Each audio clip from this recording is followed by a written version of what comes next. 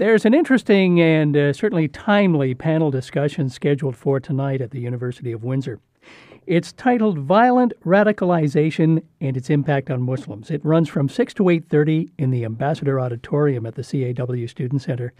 Faisal Kutty will be one of the guest panelists. He teaches law at York University's Osgoode Law School, as well as at Valparaiso University in Indiana. Faisal Kutty is on the telephone. Good morning. Good morning. Let's go straight to the title of this event, Violent Radicalization and Its Impact on Muslims. What is that impact? Well, the impact has been felt at two levels. One is, the fact that there's growing fear that the coverage of these issues, as well as the fact that this is happening, however minuscule it is in terms of numbers, it's having an impact on the community, through various initiatives. For instance, right after the last incident, tragic incident in Ottawa, the government came immediately afterwards and it tightened up and introduced more draconian anti-terror legislation. So that's impacting the community. The second level, it's created this interest among the Muslim general public, especially parents, to kind of inquire, let's see what's going on here, what can we do to stop this problem. As I said, it's a very small problem, but even a small problem, because of the impact it has on, on people in terms of, lives lost, etc. Parents have started questioning, what can we do about this? How can we deal with this issue of radicalization? Because prior to this, community organizations, community groups, mosques have been tackling with it and have been trying to address it.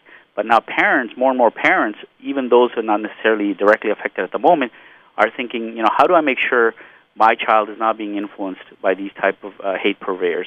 How do I make sure that my child is not, going to fall into this trap? Which is really a question of youth crime prevention. And so, at this panel, hopefully we have different panelists, including from the RCMP, try to work together, because the Muslim community is part of this community. We're Canadians, and we want to figure out how we can solve this problem.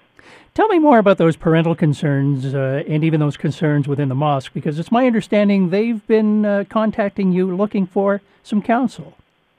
Well, a lot of times the mosques and organizations, they see a young person who's espousing radical views. And here's a problem here, because we live in a democracy and we're allowed to have different views. We're allowed to have the right to dissent. Dissent is the lifeblood of democracy.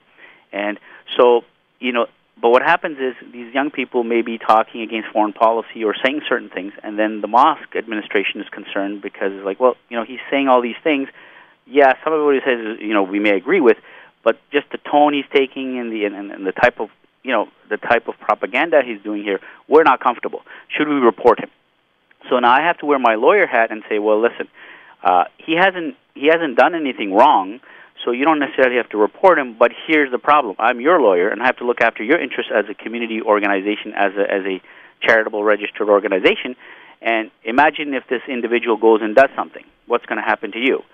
Well, because of that now, the mosque, in an attempt to self-serve itself, will say, okay, well, you know what, we'll report him. Now, this is causing some problems, because what ends up happening is it drives away these young people. Right, and really, the mosque is in a good position, especially when the person is not completely won over by that cause, by the extremist, violent radical cause, and he's just talking and he's contesting these things, he's challenging certain things. Somebody should be able to sit down with him and say, listen, yes, we have these grievances, but in a democracy, we have other ways of dealing with it.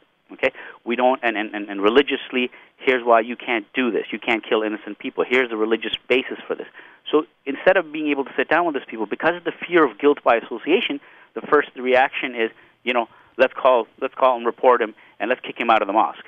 And I think that's a dangerous trend. It's counterproductive to the whole, attempt at trying to disengage these individuals from violence. And I don't like the term de-radicalization, because, many people in the world were radicals. In fact, we didn't have radicals in this world. Malcolm X, Martin Luther King, Mandela, Gandhi, all of these people, radicals are necessary. But it's when we don't want them to cross over to the violence. And that's what the attempt of this program is, to try to engage the community and see, look, how can we do this in such a way by respecting rights, our constitutional rights, but also telling the community that we have certain responsibilities. When you live in a civil society, we have rights, but we also have responsibility to make sure that the national security of this country is protected. You talked a moment ago about government action and its effect on Muslim Canadians. Can we talk a little bit more about that? Sure. I mean, well, foreign policy-wise, many Muslims, as well as non-Muslims, have issues with the way that our foreign policy is conducted and dictated. So that's one issue that has an impact on the community. And when I go and talk in public, a lot of these people who are attracted to these radical ideas and maybe on the verge of translating into violence or going overseas, etc., they'll confront me and they'll say, "Well, you say that Canada is not against Muslims. So look how they go and kill Muslims all over the world. Look at these anti-terror laws. They don't just target fanatical Muslims or violent Muslims. They target everyone. Everyone is picked on, guilt by association. So it becomes a job in itself for people like myself and many people in the community to go and constantly try to talk to these people. Look, no, the government is not after Islam. The government is not after Muslims. The government is trying to figure out how to, and they make mistakes. And it's our job as citizens of this democratic country to challenge and seek accountability and question the government and challenge the steps that, whatever national security agencies do and say, look, you're not within the rule of law here. You're not within, what should be happening in a democratic society. But what happens when you challenge? What happens when you challenge? What do you mean? What happens when you challenge the government? Well, unfortunately, the present government has not been the best at listening to Muslim concerns. Even, they've been unfortunately, I have to say this, that they have their ear mostly to the Islamophobes. So, in other words, what this government is doing is actually playing into the Islamophobes and the extremists.